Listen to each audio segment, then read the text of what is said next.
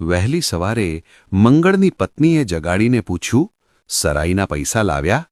આ સાંભળી અને મંગળે જગદંબાના દિવ્ય દર્શન અને માતાજીએ પ્રસન્ન થઈને ગૌચરાઈના સુપણું ભરીને જવ આપ્યા તેની વાત કરી.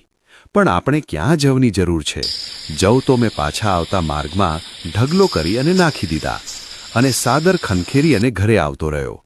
આ સાંભળી અને મંગળની પત્નીને દુઃખ થયું અને આશ્ચર્યની વાત તો એ થઈ કે જ્યારે તે સાદર જોઈ તો તેમાં સોનાના જવના દાણા ચોટેલા હતા. સોનાના જવ જોઈને મંગળની પત્નીને આનંદનો પાર ન રહ્યો. આ જગદંબાના ચમત્કારિક જવ મંગળ ઘરે ન લાવ્યો, તેથી તેની પત્નીએ તેને ઠપકો પણ આપ્યો.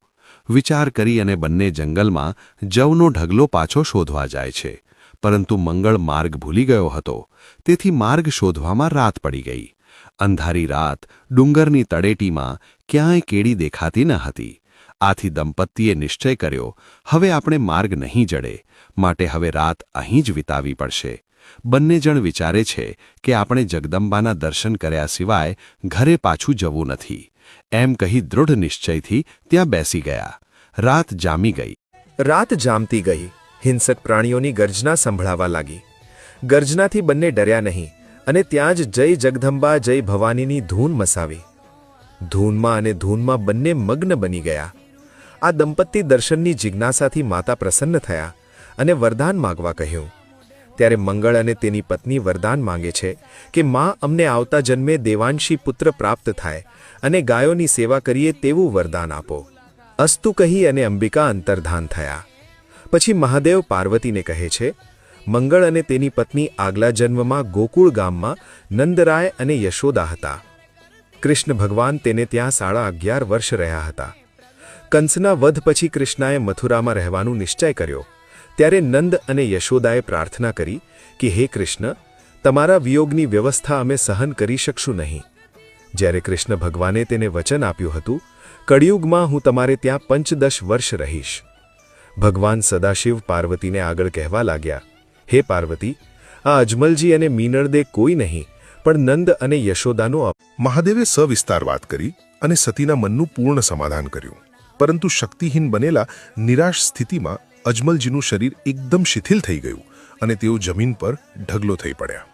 એ જ રાત્રે મધરાત્રે અજમલજીને એક દિવ્ય સ્વપ્ન આવ્યું. સ્વપ્નમાં શંકર ભગવાને કહ્યું, અજમલ, તું વરદાની છે. દ્વારકાના રાજા યદુરાઈ તારા પર પ્રસન્ન થશે. તને તારું ઈચ્છિત ફળ પ્રાપ્ત થશે અને તારા તમામ મનોરથ પૂર્ણ થશે. ભગવાન શંકરના દર્શન અને દિવ્ય વાણીના શબ્દોથી અજમલજી ચેતનામાં આવી ગયા. ભગવાન શંકરે તેમના માથે કૃપાથી હાથ મૂકતા જ તેમના શરીરમાં પુનઃ શક્તિનો સંચાર થયો અને તેઓ સંપૂર્ણ સ્વસ્થ બની ગયા. પછી અજમલજી પોકરણગઢ તરફ પાછા ફર્યા. ત્યાં જઈને તેમણે રાણી મીનળદેવીને પોતાના સ્વપ્નની સમગ્ર વાત કહી. દ્વારકા જવાનો નિશ્ચય કર્યો. ભગવાન માટે પ્રસાદ રૂપે લાડુ અને દૂધની જારી લઈને અજમલજી ઘોડે સવાર થઈ દ્વારકા તરફ રવાના થયા. ગગન શિખર પર શ્વેત વર્ણની 52 ગજની ધજા લહેરાય છે. સાગરના ઘૂઘવાટથી સમગ્ર ધામ ગાજી ઉઠે છે. 56 પગથિયાવાળા આ ભવ્ય મંદિરમાં દ્વારકાધીશ ભગવાન રણછોડરાય સ્વયં બિરાજમાન છે. ઉમંગ અને ભક્તિથી ભરાયેલા અજમલજી મંદિરની અંદર પ્રવેશ કરે છે. અજમલજી ભક્તિભાવથી મંદિરની અંદર પ્રવેશ કરે છે. ભગવાન દ્વારકાધીશના દિવ્ય દર્શન કરી અજમલજી લાડુનો થાળ ભગવાનની સામે ધરે છે અને કહે છે, લ્યો પ્રભુ, આ પ્રસાદ ગ્રહણ કરો. પરંતુ મંદિરની મૂર્તિ મૌન રહે છે, કંઈ બોલતી નથી. આ જોઈને અજમલજી ફરી વિનવણી કરે છે, પ્રભુ, હું આપના શરણે આવ્યો છું. શ્રદ્ધાથી આપને ભેટ અર્પણ કરી છે. મારા અંતરના ભાવ સ્વીકારો, મને નિરાશ ન કરો. તેમ છતાં ભગવાનની મૂર્તિ અચલ રહે છે અને લાડુ સ્વીકારાતા નથી. આ મૌન અજમલજીને અસહ્ય લાગે છે અને ભક્તિ હવે ગુસ્સામાં ફેરવાઈ જાય છે.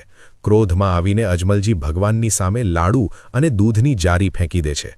આ દ્રશ્ય જોઈને મંદિરના પૂજારી દોડી આવે છે અને તેમના મનમાં થાય છે કે આ કોઈ ગાંડો રાજા લાગે છે. સમજે તો ઠીક, નહીંતર તેને સાગર ભેગો.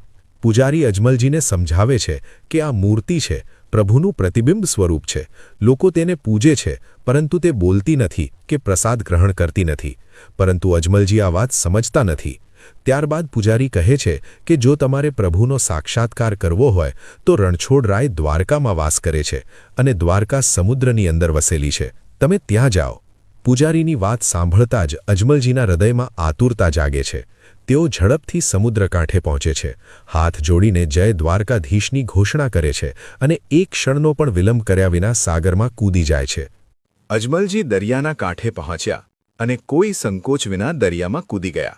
ત્યાં ભગવાન દ્વારકાધીશે પોતાની લીલા પ્રગટ કરી અને ક્ષણમાં જ એક સોનાની નગરી પ્રગટ થઈ. નગરના સિંહદ્વારે એક પનિહારી પાણી ભરતી હતી. અજમલજીએ તેને પૂછ્યું, બહેન, આ નગરીનું નામ શું છે? તેણે જવાબ આપ્યો, આ દ્વારામતી નગરી છે, જેને દ્વારકા કહેવાય છે. સોનાની નગરી જોઈને અજમલજી મંત્રમુગ્ધ બની ગયા. આગળ વધીને તેઓ રાજમહેલના દ્વારે પહોંચ્યા. ત્યાં જય અને વિજય નામના ચોકીદારોએ તેમને રોક્યા. ત્યારે અજમલજીએ કહ્યું કે હું દર્શનાભિલાષી છું અને ભગવાનના શરણે પ્રાર્થના કરવા આવ્યો છું. દ્વારપાલોએ જઈને આ વાત ભગવાન શ્રી કૃષ્ણને કરી. કૃષ્ણ ભગવાને કહ્યું, તેને અંદર લઈ આવો. ત્યારબાદ અજમલજી હિંડોળા પર બિરાજમાન ભગવાન રણછોડરાયના દર્શન કરવા પહોંચ્યા. ભગવાને પ્રસન્નતાથી તેમનું સ્વાગત કર્યું. હીરા રત્નોથી ઝળહળતો મહેલ જોઈને અજમલજી અંજાઈ ગયા અને ભગવાનના દિવ્ય દર્શનથી મુગ્ધ બની ગયા. પરંતુ ભગવાનના મસ્તક પર બાંધેલો પાટો જોઈને તેઓ આશ્ચર્યમાં પડી ગયા. અજમલજીએ પૂછ્યું, પ્રભુ, આપ મસ્તક પર પાટો શા માટે બાંધ્યો છે? ત્રિલોકનાથ, આપને પણ અંગપીડાથી માથે પાટાપીડી કરવી પડે એ જોઈને આશ્ચર્યચકિત થઈ ગયો છું. ત્યારે ભગવાને કહ્યું, આજે એક મારો ભક્ત આવ્યો હતો અને તેણે ભક્તિમાં ભાવાવેશથી મને લાડુ અને દૂધની જારીનો ઘા કર્યો, તેથી મારે પાટો બાંધવો પડ્યો છે. આ વાત સાંભળતા જ અજમલજી ધ્રુજવા લાગ્યા. તેમને સમજાઈ ગયું કે તે ભક્ત તેઓ પોતે જ હતા. હવે જે ઈચ્છા લઈને આવ્યા હતા તે કેવી રીતે વ્યક્ત કરવી તે વિચારી તેઓ નિશબ્દ બની ગયા. આગળની કહાણી હવે આપણે નેક્સ્ટ પાર્ટમાં કવર કરીશું. મિત્રો, તમને અમારા વિડીયો પસંદ આવતા હોય તો વિડીયોને લાઇક કરી કમેન્ટમાં જય રામાપીર અવશ્ય લખજો.